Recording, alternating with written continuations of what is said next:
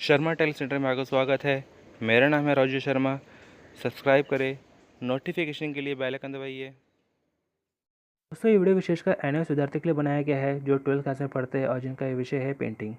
इस वीडियो में आपको मैं कहते हैं कि पेंटिंग के कुछ जरूरी क्वेश्चन आंसर है मैं आपको बताने वाला हूँ जो आपके एग्जाम के लिए बहुत ज़्यादा जरूरी है। यहाँ पे मैं आपके लिए सिर्फ चलते 24 क्वेश्चन आपके लिए लेकर आया हूँ। अगर आप इन 24 क्वेश्चन को अच्छे से कर लेते हैं तो पेंटिंग में आप पास ही नहीं होगे बल्कि आप अच्छा स्कोर कर सकते हैं। इसके अलावा मैं आपको एक बात और बताना चाहता हूँ यहाँ पे कि अगर आपने अभी तक अपने असाइनमेंट जमा नहीं कराया तो आप प्लीज़ अपने असाइनमेंट जो है एग्ज़ाम फीस एग्ज़ाम से पहले जमा करा दीजिएगा अपने स्टडी सेंटर में या आपका रीजनल सेंटर है वहाँ जमा करा दीजिएगा। यहाँ पे उसका भी बेनिफिट है। उसका बेनिफिट यहाँ पे कहते हैं क्या है कि उसमें आपको कुछ ना कुछ तो नंबर मिलेंगे। अगर आपको नंबर मिलते हैं उसमें कुछ ना कुछ तो आपके पास होने के चांस बढ़ जाते हैं, साथ में आपकी परसेंटेज भी बढ़ जाती है। साथ में कहते हैं आपका जिसमें जो प्रैक्टिकल होता है पेंटिंग में वो होता है 70 नंबर का। आपकी थ्योरी होती है 30 नंबर की जिसका टाइम होता है यहाँ पे 1.5 घंटे। तो ये वीडियो मैंने विशेषकर उन विद्यार्थियों को सोच के बनाया यहाँ पे जो महंगे महंगे कोचिंग सेंटर जाके नहीं पढ़ सकते हैं, इतनी फीस अफोर्ड नहीं कर सकते हैं। साथ में ऐसे आप में से ऐसे बहुत से विद्यार्थी यहाँ पे जो कहीं ना कहीं जॉब करते हैं और अपनी जॉब से इतना टाइम नहीं निकाल पाते हैं कि पढ़ाई कर सकें। तो ऐसे विद्यार्थियों के लिए वीडियो बहुत ही फ़ायदेमंद हो जाता है। यहाँ पे अगर आप इन 24 क्वेश्चन को आप कर लेते हैं तो 99% चांस है कि आप फेल हो ही नहीं सकते। अब बस आपको गलती है कि इन 24 क्वेश्चन को अच्छे से करना है। तो देखिए, तो शुरुआत करते हैं यहाँ पे। सिंधु घाटी की सभ्यता की मातृ देवी की मूर्ति कलाकृति पर टिप्पणी लिखी है। तो सवाल कैसा भी हो आपको देखना है यहाँ पे सिंधु घाटी सभ्यता और मातृ देवी मूर्ति। सवाल में अगर आपको गलती है कहीं भी मिलता है मातृ देवी मूर्ति, समझ लीजिए आपको आंसर ये लिखना है। सवाल के आगे पीछे क्या है मतलब नहीं है, मतलब क्या है मातृ देवी मूर्ति। अगर आपको सवाल में मिलता है मातृ देवी मूर्ति तो आपको आंसर यही लिखना है। क्या लिखना है आपको? कलाकार ने अच्छी चिकनी मिट्टी मिट्टी को आटे की तरह, यहाँ पे आटे की तरह गूंथ कर अपनी उंगलियों की सहायता से इस मूर्ति को बनाया। फिर लकड़ी के छोटे छोटे औजारों की सहायता से मूर्ति पर बारीक काम किया और छाया में मूर्ति को खूब सुखाने के बाद इसे आग में पकाया। माता देवी की यह मूर्ति भारतीय ही नहीं संसार की प्राचीन मिट्टी की मूर्तियों में अपना एक प्रथम स्थान रखती है। तो आपको इतना ही सही लिखना है यहाँ पे। तो माता देवी मूर्ति आपको सवाल में मिल गया, आगे पीछे क्या है वो मत देखिए, आप बस ये आंसर लिखिए। चलिए आगे बढ़ते हैं। एक और यहाँ पे कहते हैं क्वेश्चन आता था यहाँ पे, सारनाथ के सिंह शीर्ष पर लेख लिखे। तो सारनाथ का सिंह शीर्ष है क्या? तो चलिए मैं यहाँ पे जो लिखा था पहले उसके बारे में बता देता हूँ। यहाँ पे सवाल में आपको यहाँ पे जो यहाँ पे कहीं भी मिल जाए सारनाथ का सिंह शीर्ष या सिर्फ आपको मिल जाए सिंह शीर्ष तो आपको जवाब ये लिखना है। आगे पीछे क्या लिखा है क्या नहीं है कैसे भी क्वेश्चन घूम सकता है। क्यों? सवाल कैसे घूमेगा? जैसे सारनाथ के सिंह शीर्ष पर लेख लिखी है, सिंह शीर्ष पर टिप्पणी करें, सारनाथ के सिंह शीर्ष से आप क्या समझते हैं, सारनाथ के सिंह शीर्ष के बारे में आप क्या जानते हैं, कैसे भी क्वेश्चन घूम फिर सकता है। तो आपको सिर्फ ध्यान रखना है यहाँ पे सिंह शीर्ष, सारनाथ के सिंह शीर्ष पर। दोनों से कहते हैं कि कोई भी एक चीज़ मिलती है जैसे सिंह शीर्ष मिलता है या सारनाथ सिंह शीर्ष मिलता है तो आपको ये लिखना है यहाँ पे। ठीक है, अशोक का सिंह शीर्ष जो कि सारनाथ के पुरातत्व संग्रहालय में है, यह अशोक के स्तंभ शीर्ष है जिसे महान सम्राट अशोक ने 3री शताब्दी ईस्वी पूर्व सारनाथ के हिरण पार्क में मिर्गादाबा में स्थापित किया था। पुरातत्व सर्वेक्षण विभाग ने उस शीर्ष को 1905 ईस्वी में खोद कर निकाला था। यह शीर्ष जैसा कि आज भी सुरक्षित है लगभग 7 फीट ऊंचा है। तो मैं आपके लिए ज़्यादा बड़े क्वेश्चन नहीं लेकर आया, ज़्यादा बड़े आंसर नहीं लेकर आया यहाँ पे जो आपको याद करने में मुश्किल हो। तो छोटे से ही यहाँ पे कहते हैं कि आंसर है, लेकिन आप इतना भी कर दोगे तो आपका काम बन जाएगा। तो छोटे छोटे आंसर है, आप वीडियो को पॉज करके स्क्रीनशॉट ले सकते हैं या आप कहते हैं कि रजिस्टर ले लीजिए, अपना नोटबुक है ले लीजिए और इन सब के क्वेश्चन आंसर को लिखिए। तो चलिए आगे बढ़ते हैं। आपके लिए एक और यहाँ पे सवाल है। यहाँ पे कहता है अजंता की गुफाओं के विषय में क्या जानते हैं। तो चलिए पहले इसमें जो लिखा मैं आपको इसके बारे में बता देता हूँ। यहाँ पे इसमें लिखा क्या है। तो आपको सवाल को क्या है अजंता की गुफा, आगे पीछे कुछ भी हो सकता है। अजंता गुफाओं के बारे में क्या समझते हैं, अजंता गुफा कहाँ है, अजंता गुफा की क्या विशेषता है, कैसे भी क्वेश्चन घूम फिर सकता है। तो आपको ध्यान रखना है क्या है अजंता गुफा। जहाँ भी कहते हैं आपको मिल जाए क्वेश्चन में अजंता गुफा तो मतलब ये लिखना है आंसर जो यहाँ पे लिखा हुआ है। यहाँ क्या लिखा है मैंने, अजंता की गुफाएं महाराष्ट्र के औरंगाबाद जिले में है, महाराष्ट्र में। इस क्षेत्र में कुछ अंग्रेज शिकारी शिकार खेलने के लिए आए थे जिन्हें इन अद्भुत गुफाओं का पता लगा। अजंता में कुल 29 गुफाएं हैं। इन गुफाओं में 6 गुफाओं के चित्र ही स्पष्ट रूप से दिख रहे हैं, शेष गुफाओं के चित्रों की आकृतियाँ नष्ट हो गई है। अजंता की गुफाएं चैत्य विहार कहलाती है। अब देखिए यहीं से आपका एक और सवाल बनता है, सवाल यहाँ पे क्या बनता है यहाँ पे कि चैत्य क्या होता है और विहार क्या होता है। 1 नंबर में, 2 नंबर में इस तरह का अलग से सवाल बन सकता है कि चैत्य क्या होता है, विहार क्या होता है। देखिए, चैत्य क्या होता है।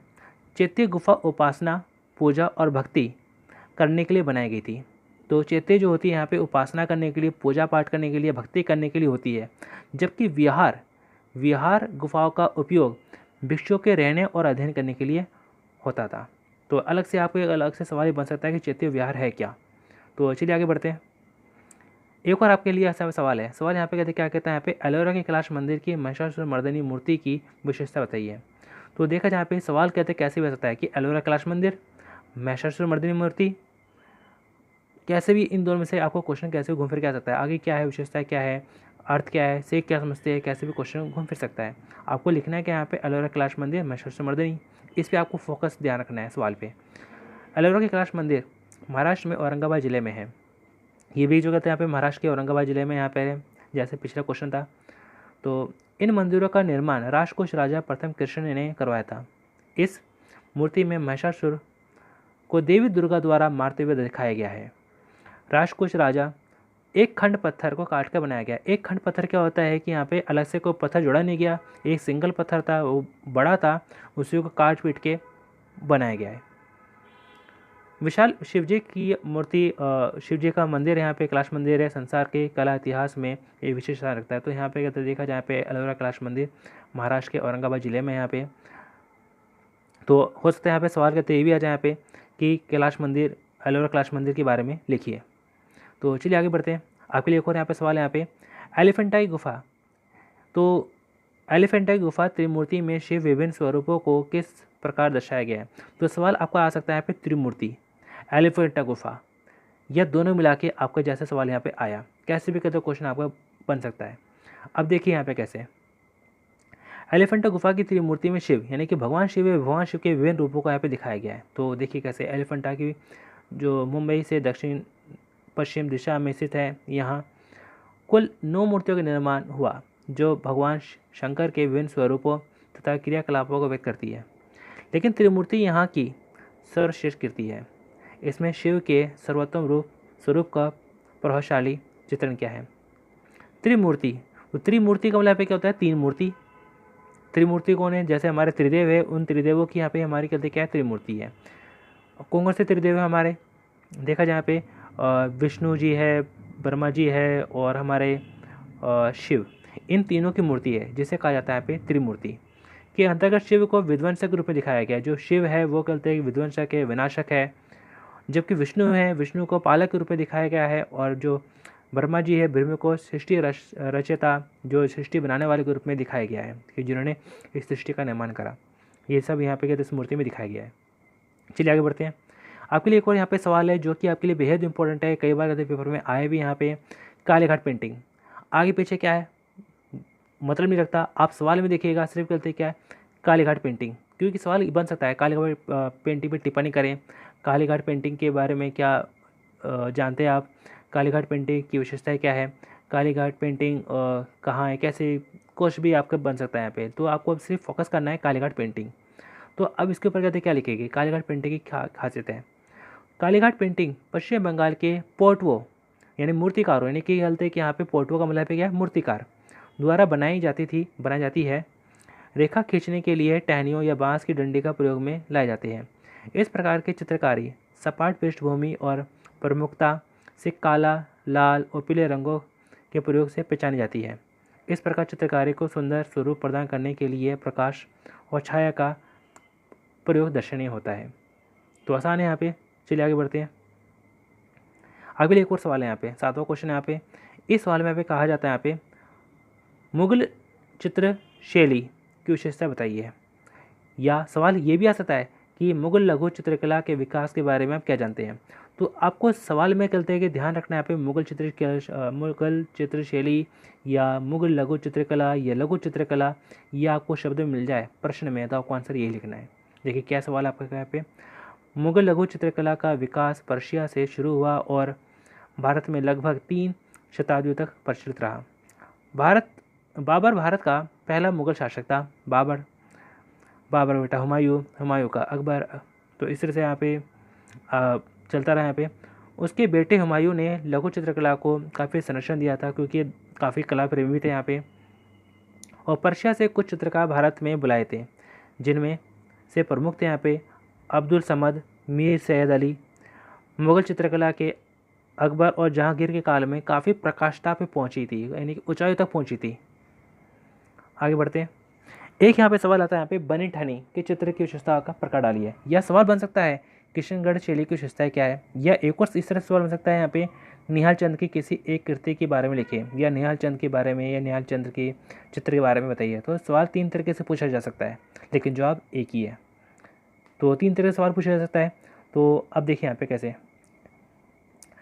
किशनगढ़ जो कि राजस्थान में है, शैली में बनी निहाल चंद की रचना बनी ठानी एक अनुपम कलाकृति है। तो यानी इनका एक चित्र है जिसका इन्होंने नाम रखा था पे बनी ठानी। इस चित्र को बनाने का समय सन 1750 ईस्वी है। इस चित्र के माध्यम, इसका जो माध्यम है टेम्परा है। किशनगढ़ में बनी ठानी के इस अप्रितम सौंदर्य को राधा का प्रतीक मानकर राधा कृष्ण के चित्रों की रचना हुई। बनी ठानी इस मुस्कान की तुलना लियोनार्डो दा विंसी के प्रसिद्ध चित्र मोनालिसा से की जाती है। तो आसान है यहाँ पे, कोई मुश्किल नहीं है यहाँ पे। तो इतना लिख दोगे आप, आपके नंबर मिलेगा यहाँ पे। और 3 तरीके से सवाल पूछ सकता है, लेकिन जवाब क्या है, एक ही तरीके का है।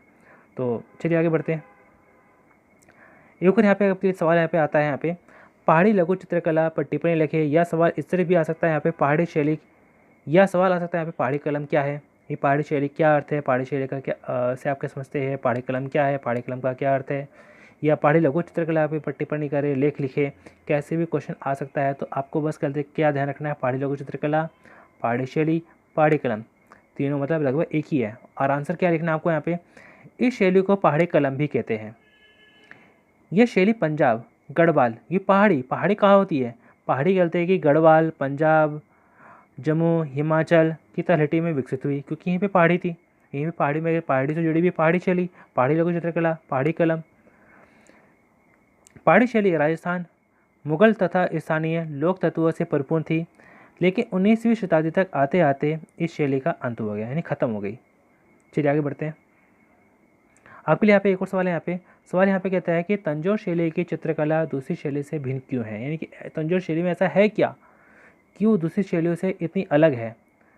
ठीक है, तो आपको गलती से देखना है यहाँ पे सवाल में तंजौर शैली, कि जहाँ भी आपको गलती मिलता है कि तंजौर शैली, तंजौर चित्रकला, तो इस तरह के सवाल आपको जहाँ भी मिलता है तो आपको आंसर ये लिखना है। क्या लिखना है आपको यहाँ पे, भारतीय चित्रकला शैली में तंजौर शैली एक अनोखा स्थान रखती है, क्योंकि एक और तो वह नक्काशी की हुई और तथा चित्रित काष्ठ से मिलती है, दूसरी और इसमें रत्न, सोना, चांदी, रंगीन पत्थर आदि का प्रयोग होता है। 19वीं शताब्दी में तमिलनाडु के तंजौर में इस शैली का उद्गम हुआ था, लेकिन दक्षिण में तथा उत्तर में भी इस प्रकार के चित्र मिलते हैं। राम, कृष्ण, गणेश आदि देवताओं के चित्र अधिक संख्या में उपलब्ध है। अधिकतर तंजौर चित्र 19वीं शताब्दी में बने हैं। तंजौर पेंटिंग बेसिक ड्राइंग के ऊपर कीमती पत्थरों की सजावट के कारण अन्य दूसरी शैलियों से भिन्न है। तो ये खास बात है। खास बात क्या है यहाँ पे कि इस पेंटिंग में कीमती पत्थरों का, रत्नों का, सोने का, चांदी का, कई ऐसी कीमती चीज़ों का इस्तेमाल किया गया है, जिस वजह से कहते हैं क्या है कि ये भाई चीज़ें तो वैसे महंगी होती है, ये कीमती रत्न है, पत्थर है, सोना है, ये वैसे तो महंगा होता है, और जब इन चीज़ों का इस्तेमाल किसी पेंटिंग में बनाने में किया जाता है तो उसकी कीमत ऑलरेडी और ज़्यादा बढ़ जाएगी। तो इस वजह से गलती क्या है कि तंजौर की शैली दूसरी शैलियों से अलग है और महंगी भी है। चलिए आगे बढ़ते हैं। राजा रवि वर्मा की चित्रकला की विषय वस्तु की बात बताइए। तो जहाँ भी आपको मिल जाए राजा रवि वर्मा, आगे पीछे क्या लिखा है सवाल में मतलब मत रखिए, बट आप ध्यान रखिए राजा रवि वर्मा। ठीक है, राजा रवि वर्मा की चित्रकला की विषय वस्तु की बात बताइए, राजा रवि वर्मा की चित्रकला पर टिप्पणी करें, राजा रवि वर्मा पर लेख लिखे, या कैसे भी क्वेश्चन यहाँ पे आपके बन सकता है। तो मैं आपको यहाँ पे बता रहा हूँ साथ में कि आप सवाल को कैसे समझ सकते हैं। कई बार कहते हैं सवाल आपने पढ़ा कुछ और आए कुछ, आप उसके सवाल में उलझ जाते हो, आप आते हो सवाल को यहाँ पे छोड़ देते हो। वजह क्या है, आप सवाल को समझ नहीं पाते। तो इसलिए जरूरी है यहाँ पे कि आप सवाल को समझें कि वो पूछ क्या रहा है और हमें बताना क्या है। तो इसमें कहता है राजा रवि वर्मा, यानी कि राजा रवि वर्मा के बारे में जो भी जानते हैं लिखे। देखिए यहाँ पे राजा रवि वर्मा की चित्रकला के विषय वस्तु के बारे में बताइए। तो राजा रवि वर्मा दक्षिण भारत के त्रावणकोर राजवंश परिवार से थे। उन्होंने तेल रंगों का, जिसे बोलते हैं ऑयल पेंटिंग, का प्रयोग कर नवशास्त्रीय शैली चित्र बनाए। राजा रविवर्मा के चित्रों को ओलियोग्राफ तकनीक द्वारा भारत के कोने कोने में पहुंचाया। राजा रविवर्मा के कई लोकप्रिय चित्र हैं जिसमें जैसे हरिश्चंद्र, भीष्म की प्रतिज्ञा, हंस दमयंती, रावण तथा जटायु आदि विख्यात है। तो आसान है, ज़्यादा बड़ा भी नहीं लिखा मैंने यहाँ पे आंसर। तो चलिए आगे बढ़ते हैं।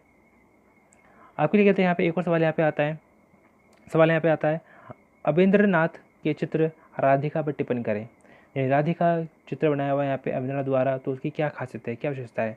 तो सवाल यहाँ पे कहते हैं अवेंद्रनाथ के ऊपर भी आ सकता है, उनके राधिका चित्र है उसके ऊपर भी आ सकता है, दोनों मिला के या दोनों को अलग अलग क्वेश्चन यहाँ पे पूछा जा सकता है। तो देखिए कैसे। बंगाल उसके जन्मदाता अवेंद्रनाथ ठाकुर का जन्म 7 अगस्त सन 1871 में हुआ। पश्चिमी रीति के साथ साथ भारतीय पारंपरिक चित्र विधि में भी शिक्षा प्राप्त अवेंद्रनाथ ने अपना ही चित्रण विधि का आविष्कार किया, जिसे वाश तकनीक के नाम से जाना जाता है। इन्होंने अपनी कहते खुद की यहाँ पे जो है यहाँ पे पेंटिंग टेक्नोलॉजी निकाली थी, इसका नाम था यहाँ पे वाश।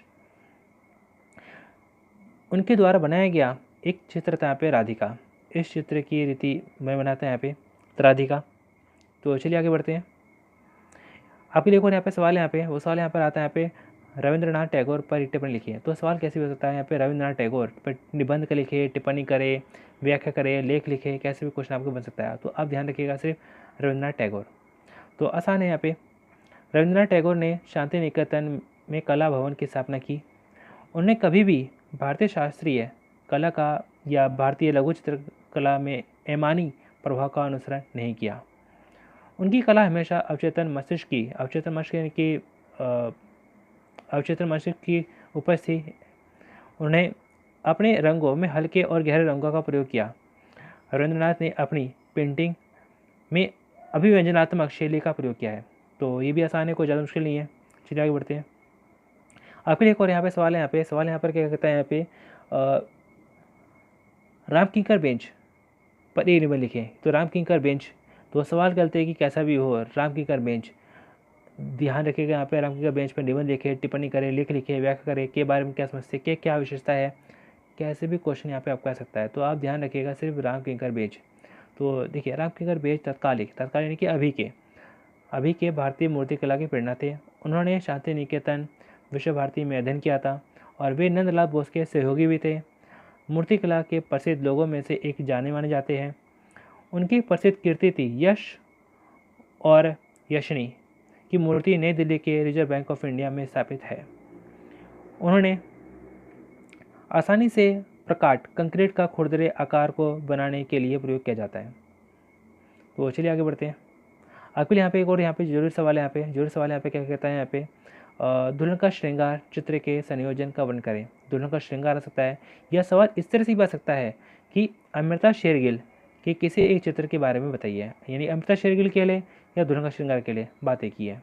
तो क्वेश्चन आ जाए दोनों में से कैसा भी, तो आंसर आपको यही लिखना है।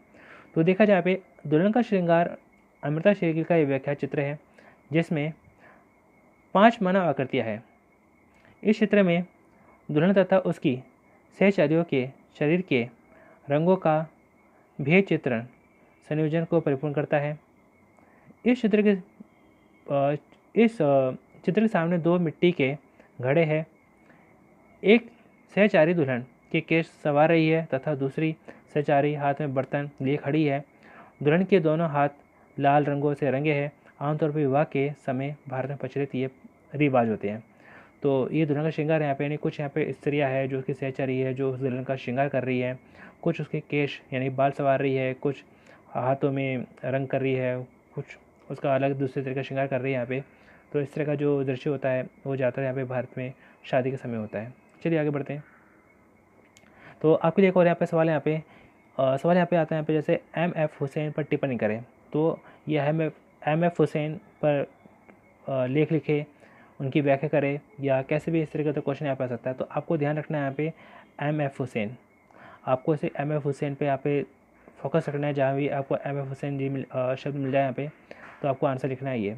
हमारे समय के जाने माने पेंटर M.F. हुसैन है। अपने चित्रों में हुसैन ने पुरानी कहानियों के साथ आधुनिक जीवन धारा का अद्भुत रूप से सामंजस्य किया है। शुरुआती जीवन में वे फिल्म आदि के व्याख्यात बैनर चित्रण करते थे। फिल्मों के बैनर होते, पोस्टर होते, वो बनाते थे वो। एम.एफ. हुसैन ने व्यक्तियों, रंगों और चिन्हों के माध्यम से हमारे समाज की विसंगति यानी बुराइयों को व्यक्त किया है। तो चलिए आगे बढ़ते हैं। मधुबनी पेंटिंग की विशेषताएं लिखो, यानी मधुबनी पेंटिंग की क्या खासियत है। तो मधुबनी पेंटिंग कहाँ की है? बिहार की। तो आगे बताता हूँ मैं यहाँ पे।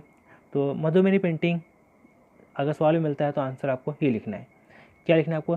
मधुबनी चित्रकला मिथिलांचल क्षेत्र जैसे बिहार के दरभंगा, मधुबनी एवं नेपाल के कुछ क्षेत्रों की प्रमुख चित्रकला है। प्रारंभ में रंगोली के रूप में रहने के बाद यह कला धीरे धीरे आधुनिक रूप में कपड़ों, दीवारों, कागजों पर उतर आई है। मिथिला की औरतों द्वारा शुरू की गई इस घरेलू चित्रकला को पुरुषों ने भी अपना लिया है। इस चित्र में खास तौर पर कुल देवता का भी चित्रण होता है। हिंदू देवताओं को तस्वीर, प्राकृतिक नज़ारे जैसे सूर्य, चंद्रमा, धार्मिक पेड़ पौधे जैसे तुलसी और विवाह के दृश्य देखने को मिलते हैं। तो आसान है, चलिए आगे बढ़ते हैं। यहाँ पे आपके लिए एक और यहाँ पे सवाल यहाँ पे आता है हैदराबाद चित्रकला शैली की विशेषता क्या है, कि हैदराबाद चित्रकला शैली उसकी क्या खास बातें थे। तो आपको सिर्फ सवाल में देखना है यहाँ पे हैदराबाद चित्रकला शैली, आगे पीछे क्या लिखा है इतना ज़रूरी नहीं यहाँ पे। तो देखिए 1724 ईस्वी में मीर कुमारुद्दीन खां निजाम उल मुल्क द्वारा असफ जूही राजवंश की नींव रखने के साथ ही हैदराबाद में चित्रकला प्रारंभ हुई, शुरू हुई। 18वीं और 19वीं शताब्दी की दक्कनी चित्रकलाओं की सुस्पष्ट विशेषताओं, जातीय किस्मों, प्राधिधानों, आभूषण, वनस्पति, जीव जंतु, भूदृश्यांकन और वर्णों की अभिक्रिया को देखने को मिलती है। एक चित्र यहाँ पे, उसमें क्या है, एक राजकुमारी को उसकी दासियों के साथ दिखाने वाली एक लघु चित्रकला हैदराबाद चित्रकला विद्यालय का एक प्रतीकात्मक उदाहरण है।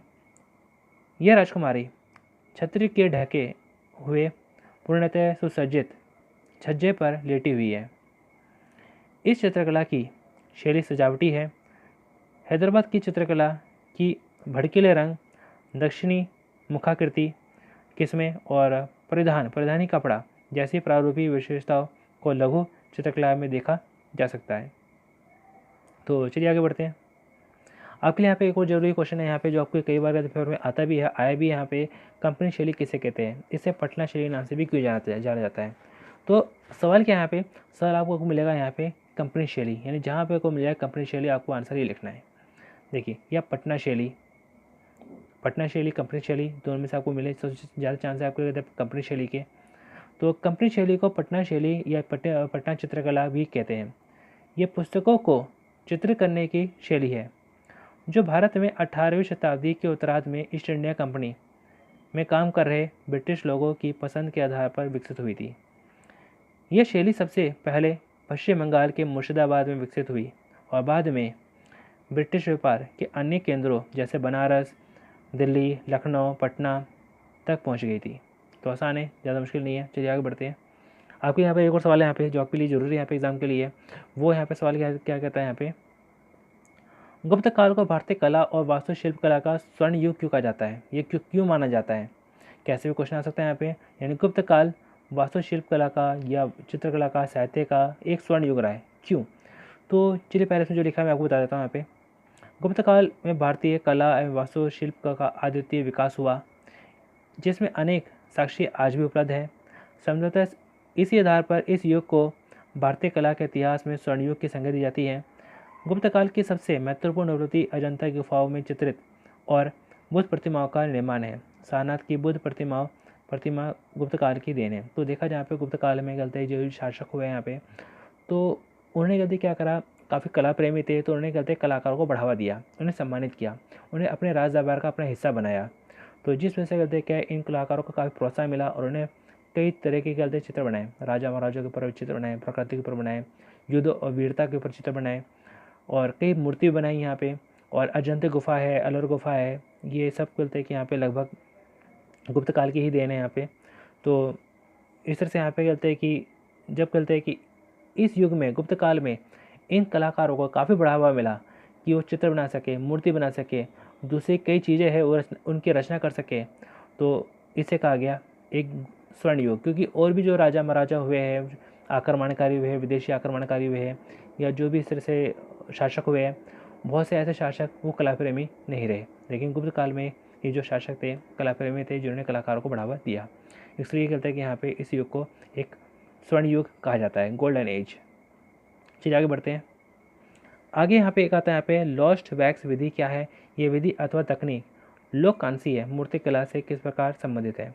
तो लॉस्ट वैक्स विधि यह है क्या, तो सिंपल से आसान शब्दों में आपको मैं चलिए आपको जो यहाँ पे लिखा है मैं बता देता हूँ कि इसमें लिखा क्या है। लॉस्ट वैक्स विधि तकनीक मिट्टी द्वारा मूर्तियों को बनाकर उसे पकाया जाता है। मधुमक्खियों का मोम इन मूर्तियों पर लपेटकर सांचा बनाया जाता है। इसके चारों ओर मिट्टी का लेप किया जाता है और फिर इसे धूप में सुखाया जाता है। ताप देकर मोम को पिघलाकर निकाला जाता है। सांचा को तोड़कर मूर्ति निकाली जाती है। और इस तरह मध्य प्रदेश के जनजातीय लोग द्वारा डोकरा कांस्य प्रतिमाओं बड़ी कुशलता से बनाई जाती है। वे लॉस्ट वैक्स विधि में बड़े निपुण होते हैं। तो देखिए यहाँ पे बहुत आसान सा, यहाँ पे जैसे कहते हैं आपके पास कहते हैं कोई मोम है, मोम का टुकड़ा है, उस मोम को आप कहते हैं आसानी से किसी भी नुकीली चीज़ से, जैसे पेन की निब है, उससे भी आप कहते हैं कि हल्का सा खरोच के एक अच्छा सा कुछ में डिज़ाइन बना सकते हैं, मूर्ति बना सकते हैं, कुछ बना सकते हैं। बनाने के बाद कहते हैं कि अगर आप चाहते हैं कि ये जो मूर्ति मोम की बनी है, ये मोम की ना बन के किसी और चीज़ की बने, जैसे यहाँ पे मिट्टी की बने या कोई दूसरे तरह की धातु की बने या किसी और चीज़ की बने, तो उसके लिए क्या करेंगे, आपने कहते मोम को जो है कि पतले निब से जो भी खरोच करके दबा के काट के कैसे भी मूर्ति बनाई है, तो आप उसके ऊपर कहते क्या करोगे, पहले कहते हैं कि मिट्टी का लेप करोगे। मिट्टी का लेप करा, पूरे अच्छे से करा, हर तरफ से करा, कहीं जगह छूटी नहीं है। मिट्टी का लेप करने के बाद उस मिट्टी को कहते क्या करा जाएगा, सुखाया जाएगा। जब मिट्टी कहते पूरी तरह से अच्छे से सूख जाएगी, तो सूखने के बाद उस मिट्टी में नीचे की ओर से हल्का सा कहते हैं कि होल करेंगे, छेद करेंगे यहाँ पे, जिसमें से कहते हैं क्या है कि अंदर का जो मोम है वो मेल्ट होके पिघल के बाहर निकल सके। उसके बाद कहते हैं कि उसको थोड़ी गर्मी दी जाती है। यहाँ पे गर्मी से कहते हैं अंदर का जो मोम होता है वो सारा कहते हैं मेल्ट हो जाता है, पिघल जाता है। पिघलने के बाद कहते हैं उस द्वार से, उस होल से, उस छेद से वो सारा मोम बाहर निकल जाता है। जब मोम सारा बाहर निकल गया तो अंदर हिस्सा खाली हो गया। उस खाली हिस्से में हम जो कहते हैं कि जो मेल्ट हुई जो मेटल है हमारा, या कोई प्लास्टर पेरिस है, या दूसरे तरीके कहते हैं कि लिक्विड फॉर्म में कोई मिट्टी है, उसको हम उसके अंदर फिल कर देते हैं, उसके अंदर हम कहते हैं उसके अंदर भर देते हैं। भरने के बाद कहते हैं क्या है कि हम उसको जो है कुछ देर के लिए छोड़ देते हैं। छोड़ने के बाद कहते क्या होता है, वो अंदर अंदर जम जाता है। और जमने के बाद कहते हैं कि कैसी शेप ले लेगा, जैसी मोम की थी। जब कहते वो पूरी तरह से सूख जाता है, सूख जाने के बाद कहते क्या होता है, हम जो है बाहर लगी हुई मिट्टी को तोड़ के अलग कर देते हैं। जब बाहर लगी हुई मिट्टी को हम तोड़ के अलग कर देते हैं, तो अंदर जो हमें मिलेगा वो हमें सेम टू सेम वो कॉपी मिलेगी, वो हमें कहते हैं कि मूर्ति मिलेगी या स्टैचू मिलेगा, जो भी हमें मिलेगा वो वैसा मिलेगा जैसे कि हमने मोम को बनाया था। तो मोम अपनी जो छाप थी वो उस मिट्टी पे छोड़ गया, और उस मिट्टी में हमने जो लिक्विड डाला उसने वैसे छाप ले ली जैसे कि मोम की थी। तो इस तरह से यहाँ पे कहते हैं कि हम ये होती है यहाँ पे लॉस्ट वैक्स विधि। वैक्स यानी कि एक तरह से मोम, तो ये है यहाँ पे लॉस्ट वैक्स विधि। तो आप उसको अपने शब्दों में लिख सकते हैं यहाँ पे। तो चलिए अगला क्वेश्चन करते हैं। यहाँ पे एक यहाँ पे आता है, यहाँ पे वॉली पेंटिंग पर नोट लिखें। वॉली पेंटिंग, तो वॉली पेंटिंग नाम से जैसा को पता लग रहा होगा वॉलिंग, तो वॉलिंग जगह है कहाँ है, महाराष्ट्र में। तो वहीं से जुड़ी हुई पेंटिंग है ये। क्या है इसमें, वॉली पेंटिंग पर नोट लिखें। इस प्रकार की पेंटिंग का प्रचलन महाराष्ट्र में है। वहाँ वर्ली जिले की जनजाति इस प्रकार की पेंटिंग करते हैं। मनुष्यों की आकृतियाँ त्रिकोण और कुछ सीधी रेखाओं द्वारा बनाई जाती है, लेकिन फिर भी कुछ चित्रकारों में स्वाभाविकता और सजीवता का बड़ा सुंदर उदाहरण मिलता है।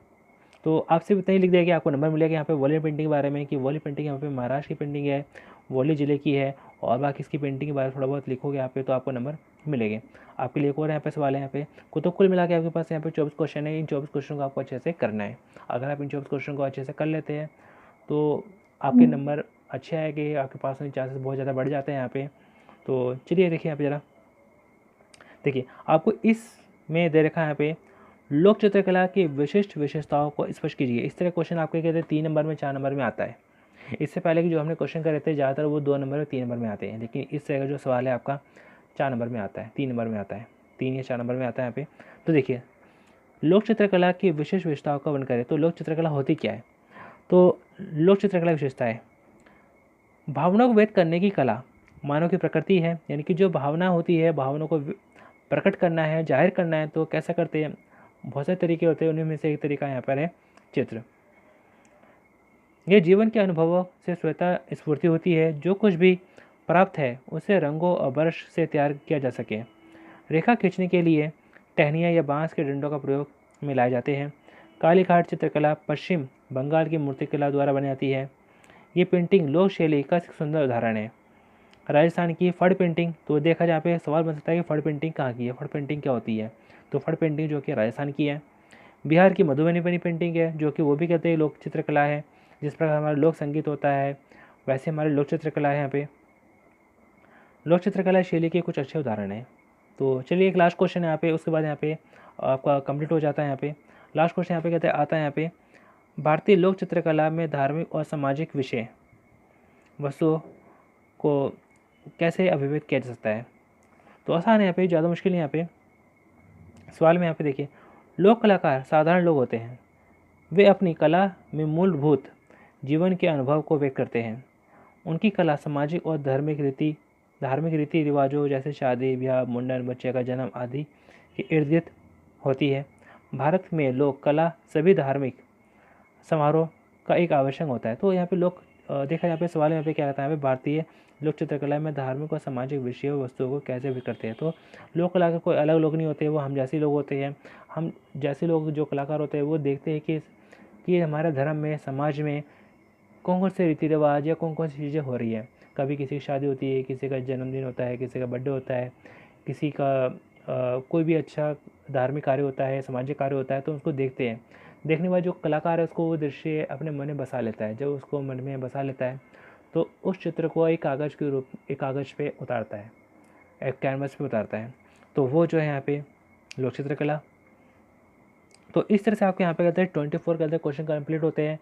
तो मेरी आपके लिए एडवाइस है कि आप जितने भी क्वेश्चन आए आप सारे क्वेश्चन करें। शुरुआत में कहते हैं आप वो क्वेश्चन करें जो आपको अच्छे से आते हैं, बाद में आप वो क्वेश्चन करें जो आपको ठीक से नहीं आते हैं, लेकिन करें ज़रूर। क्योंकि आप गलत भी करोगे तो गलत में भी आपको कुछ ना कुछ नंबर मिलेंगे। लेकिन यह है कि आपको छोड़ना कुछ नहीं है, आपको करना है, स्पीड से करना है, पॉइंट्स में करना है। ज़्यादातर कहते हैं कोशिश करें कि जितने भी आप आंसर करें सारे पॉइंट्स में करें। अगर आप उसको निबंध की तरह करेंगे तो नंबर कम मिलेंगे, अगर उसको पॉइंट्स में करोगे तो आपको पूरे नंबर मिलने के चांस है।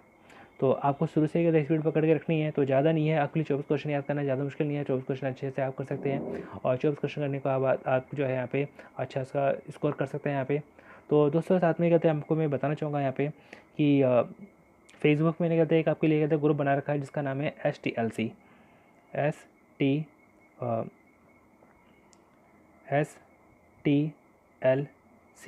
तो शर्मा टेक्निकल सेंटर यानी STLC यहाँ पे कहते हैं ये ग्रुप बनाया हुआ है। अगर आप इस ग्रुप से अब तक जुड़े नहीं हैं तो आप जुड़ जाइएगा यहाँ पे। ये इस ग्रुप में आपको कहते हैं कि आपके जितने भी आपका सवाल है, जो भी आपकी मुश्किल है, जो भी आपको मुश्किल आती है, दिक्कत आती है, आप वहाँ पे शेयर कर सकते हैं। आपके जैसे और भी स्टूडेंट हैं वहाँ पे, तो आपस में आप शेयर करेंगे अपने सवाल जवाब, तो आप ही का सॉल्यूशन नहीं होगा, औरों का भी सॉल्यूशन होगा। और साथ में मैं तो हूँ ही आपके साथ आपके जो सवाल का जवाब देने के लिए। तो चलिए आप अगली जो सब्जेक्ट की वीडियो